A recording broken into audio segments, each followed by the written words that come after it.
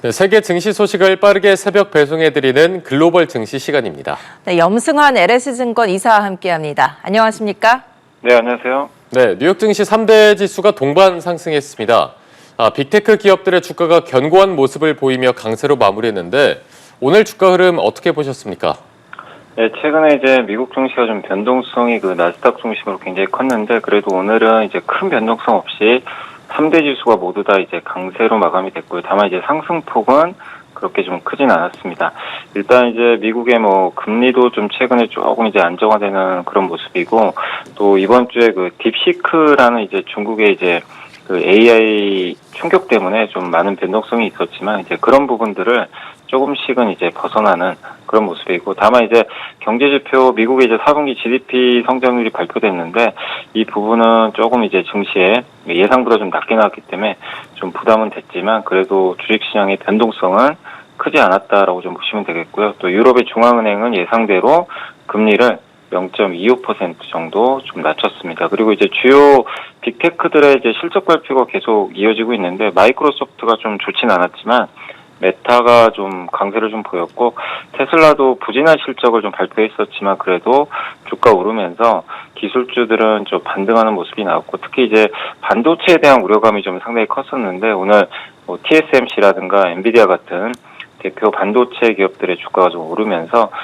기술주들도 이제 전반적으로 좀 반등하면서 오늘은 이제 하락하는 업종 없이 대다수의 업종이 좀 고르게 상승하는 좀 긍정적인 모습을 보였다고 말씀을 드리겠습니다.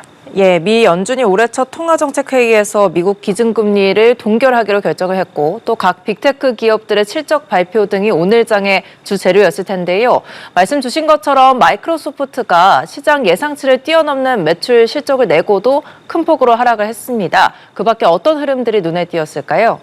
네, 마이크로소프트가 이제 말씀하신 대로 오늘 좀 마이너스 6%는 좀 빠졌는데 실적이 전체적으로는 이렇게 숫자로 보면 괜찮긴 하지만 핵심은 이제 클라우드 사업부인데 이게 이제 AI랑 연결이 돼 있는데요. 클라우드 매출이 좀 예상을 하회하다 보니까 시장은 이제 그 부분을 좀 실망을 했던 것 같고요. 반대로 메타는 이제 주가가 1.6% 올랐는데 실적도 워낙 좋았고 향후에도 성장이 지속될 거라는 이제 그런 기대감이 좀 작용을 했습니다.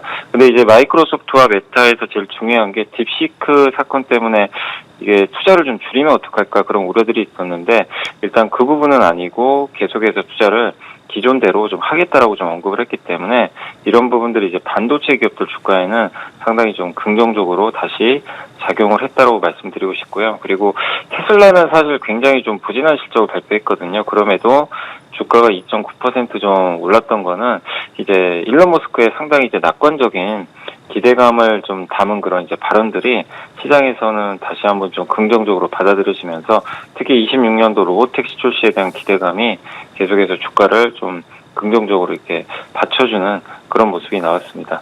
그리고 애플이나 아마존 같은 이제 다른 빅테크는 조금 이제 하락하는 모습을 보였고 캐터필러가 이제 굴삭기 업체인데 이 업체가 이제 올해 아마 매출이 좀 수요 우려 때문에 좀 감소할 거라는 그런 이제 전망을 하면서 마이너스 4.6% 빠진 점이 오늘 좀 특징적인 부분이 될 것 같습니다.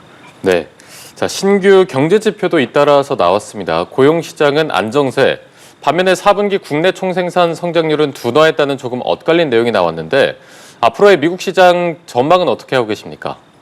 네, 오늘 이제 신규 실업수당 청구 건수는 20만 7천 건으로 16,000건 정도 감소해서 시장 예상보다는 이제 고용이 좀 안정된 모습을 좀 이제 보였습니다. 그래서 해고가 좀 줄었다는 거죠. 근데 이제 미국의 4분기 GDP 성장률은 조금 이제 시장 예상보다 느린 속도로 성장하는 것 같다. 이렇게 좀 발표가 됐는데요.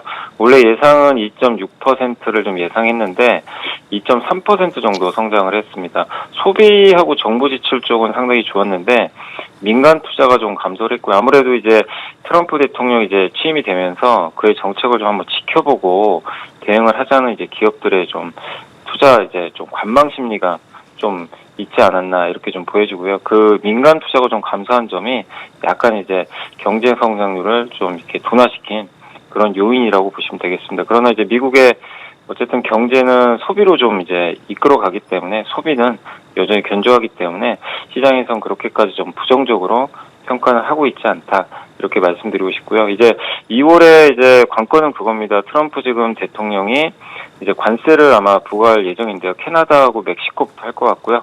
그 다음에 이제 중국을 할 것 같고, 그 후에 이제 우리나라를 포함한 보편적인 관세를 아마 책정을 해서 시행을 할 것 같은데, 어쨌든 2월 1일부터 시작될 이제 캐나다와 멕시코의 관세를 보고 우리가 이제 시장도 마찬가지로 그 관세 정책에 대해서 어떤 부분들이 나올지 어느 정도 좀 예상이 가능하기 때문에 가장 중요한 이슈는 그 관세가 어떻게 이제 실행이 될지 이 부분일 것 같고요. 그리고 이제 연준은 금리를 이번에 동결을 했는데 지금 상당히 지금 트럼프 정책이 물가를 올리는 정책이다 보니까 불확실해졌거든요. 그래서 당분간 금리를 좀 동결할 가능성이 높기 때문에 금리 정책도 상당히 좀 그 방향성을 좀 잡기가 어려워진 상황인 것 같습니다. 그래서 지금 모든 거는 이제 트럼프의 정책에 좀 달려있기 때문에 2월달 더욱더 미국 증시 트럼프의 발언 하나하나에 좀 계속해서 그 변동성을 보이는 그런 움직임이 나오지 않을까라고 예상을 하고 있습니다.